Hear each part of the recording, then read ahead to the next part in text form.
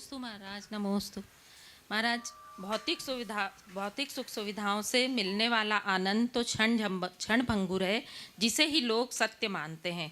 पर जीवन में सच्चा और चिरस्थायी आनंद कैसे प्राप्त करें?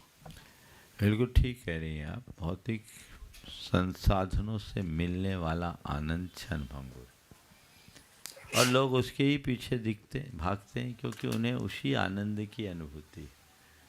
अभी असली आनंद का स्वाद उन्होंने चखा ही नहीं। जब तक असली आनंद का स्वाद नहीं चखेंगे, तब तक उस तरफ आकर्षण नहीं हो। हाँ, अब असली आनंद के स्वाद के लिए हम चखे तब आनंद हो, और चखेंगे तभी उधर आकर्षण होगा। तो अभी भौतिक विषयों के प्रति आकर्षण है, तो फिर मुड़े कैसे? तो बस अपने भौतिक संसाधनों से जो अब तक की सुखानुभूति हुई है, हम उसकी समीक्षा करें। तटस्थ भाव से समीक्षा करें तो ये पाएंगे कि इसमें अल्पकाल का सुख है, अधिक काल का दुख।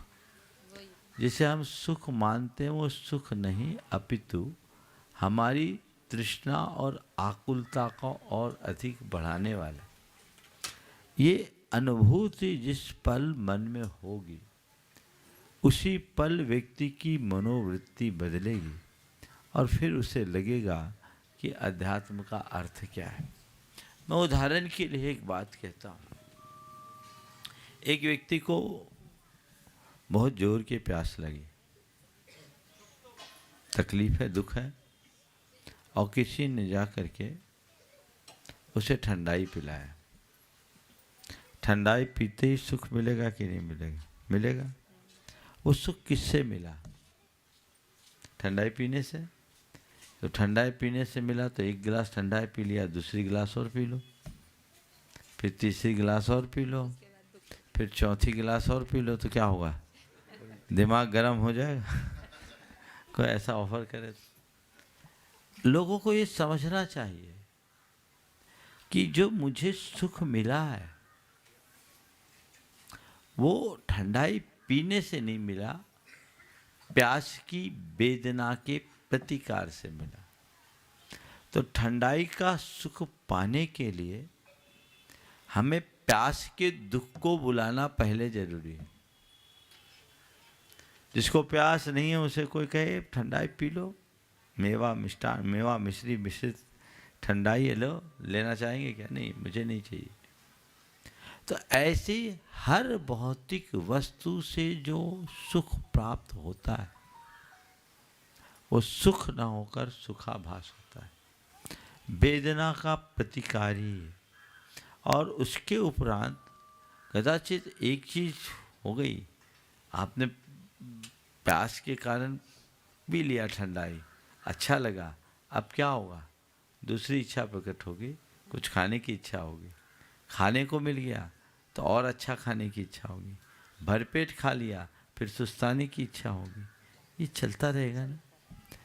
तो ये एक प्रकार की आकुलता है।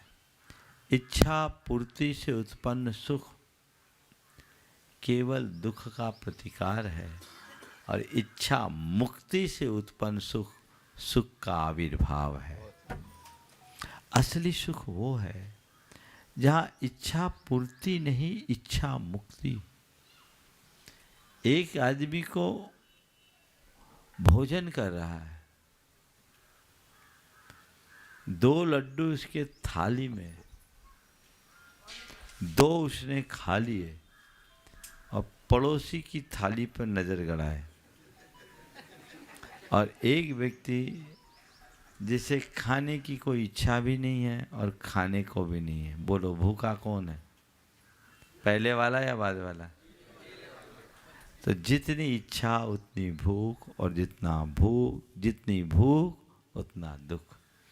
इसलिए इस वाक्य को याद रखे, सुख का आधार इच्छा पूर्ति नहीं, इच्छा मुक्ति है।